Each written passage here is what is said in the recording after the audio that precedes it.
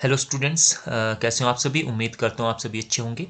जैसा कि कल जो है वो एचपीयू का फर्स्ट ईयर का हिस्ट्री 101 का एग्ज़ाम होने वाला है। तो मेरे पास सप्लीमेंट्री का प्रीवियस ईयर का क्वेश्चन पेपर है। तो सप्लीमेंट्री में बहुत सारे चांसेस होते हैं कि आपके जो क्वेश्चंस है वो रिपीट हो जाते हैं, और जो एचपीयू के स्टूडेंट्स हैं उनके आने वाले समय में जो एग्ज़ाम होने वाले हैं उनके लिए भी काफ़ी इंपॉर्टेंट है।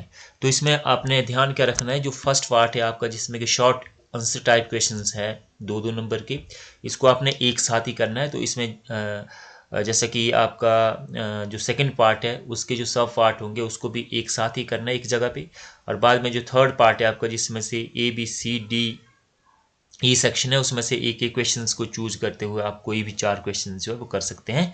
तो इस तरह से आपने करना है।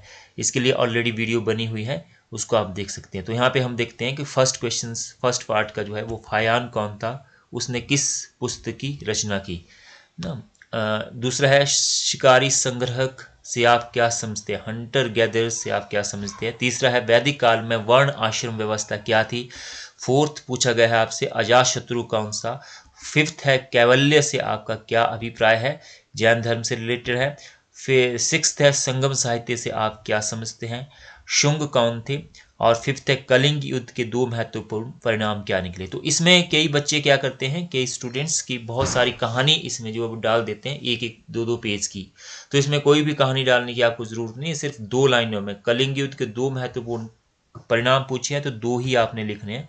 शुंग कौन थे तो सिंपल सा 2 लाइनों में आपका ये आ जाएगा। तो इसमें कोई डिटेल आपको आंसर देने की जरूरत नहीं है। पार्ट सेकंड का जो बी है ना, ये क्वेश्चन नंबर 1 का ही पार्ट सेकंड है। तो यहाँ पे आप पेपर में डालिए क्वेश्चन नंबर 1 पार्ट 2 का बी, और बी का जो है ये जो आपका रोमन में दिया गया है, तो इसी तरह से आपने लिखना बी का 1। तो इसमें इतिहास लेखन के राष्ट्रवादी दृष्टिकोण का संक्षेप में वर्णन कीजिए। चट्टान चित्रकला पर एक संक्षिप्त टिप्पणी लिखिए। थर्ड पूछा गया हड़प्पा सभ्यता की क्या देन थी। फोर्थ पूछा गया सभा और समिति पर संक्षिप्त टिप्पणी लिखिए। तो ये है फिफ्थ जो है बौद्ध धर्म के पतन के प्रमुख कारण क्या थे।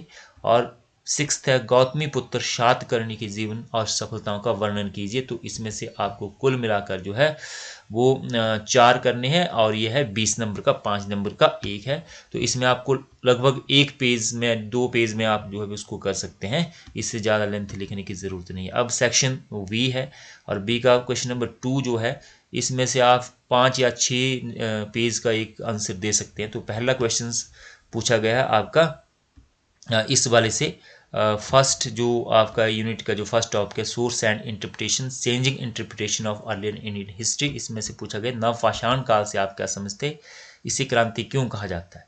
तो ये बहुत इंपॉर्टेंट है, इस बार भी आपका ये आ सकता है नवपाषाण काल के ऊपर क्वेश्चन। हड़प्पा काल के लोगों की नगर योजना कला और धार्मिक जीवन पर का वर्णन कीजिए। तो ये पूछा गया है फर्स्ट यूनिट का सेकंड यूनिट का हड़प्पा सिविलाइजेशन से।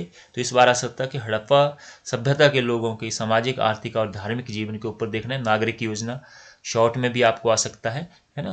तो इस तरह से आप इसको देख सकते हैं एक बार नजर मार के। ऋग्वैदिक आर्यों के राजनीतिक सामाजिक और धार्मिक जीवन का वर्णन कीजिए। तो ये पूछा गया है आपका यूनिट नंबर सेकंड का ही वी, है ना। तो इसमें से आपने जो इस बार उत्तर वैदिक काल के आर्यों के सामाजिक धार्मिक और आर्थिक जीवन के ऊपर, इसको भी आपने देख लेना है। और यहाँ पे पूछा गया यूनिट नंबर थर्ड से मगध राज्य के उत्थान के कारणों और विकास का वर्णन कीजिए।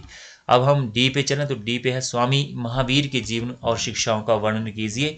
तो ये पूछा गया है यूनिट नंबर थर्ड का जो ये है। इस बार महात्मा बुद्ध के ऊपर भी क्वेश्चंस आपको जो है वो आ सकता है। तो कुल मिलाकर बहुत शॉर्ट टॉपिक है फर्स्ट बुक के, तो इसको आप इस तरह से तैयार कर सकते हैं। अब है फिफ्थ टॉपिक से पूछा गया मौर्य शासन प्रबंधन की प्रमुख विशेषताओं का वर्णन कीजिए। इस बार चंद्रगुप्त मौर्य के बारे में आपसे पूछ सकते हैं और अशोका के बारे में भी पूछ सकते हैं, और यही क्वेश्चंस भी आपका रिपीट हो सकता है क्योंकि सप्लीमेंट्री का क्वेश्चन है। अब हम ई सेक्शन पे चले, तो यहाँ पे आपका लास्ट वाला जो है ये लेट मौर्यंस जो है, जिसमें कि सातवाहन यहाँ से पूछा गया है। सातवाहन कौन से, उसके राजनीतिक इतिहास का संक्षिप्त वर्णन कीजिए। Who were the Satavahana. अब यहाँ पे संगम काल का इस बार आ सकता है क्योंकि यहाँ पे 9th पूछा गया कि कलिंग युद्ध का वर्णन कीजिए। अशोक के राजनीतिक तथा व्यक्तिगत जीवन में इसके महत्व की समीक्षा कीजिए। तो इस बार आपने संगमेश भी कर लेना है, यही क्वेश्चंस भी आपका रिपीट हो सकता है। और कुषाणों कि कनिष्क के जीवन और चरित्र और उसकी विजयों के ऊपर भी आपसे क्वेश्चन जो है वो पूछा जा सकता है। तो कल के लिए सबको बेस्ट विशेस। आई होप आपका जो पेपर है वो अच्छा जाएगा। Thank you so much. धन्यवाद।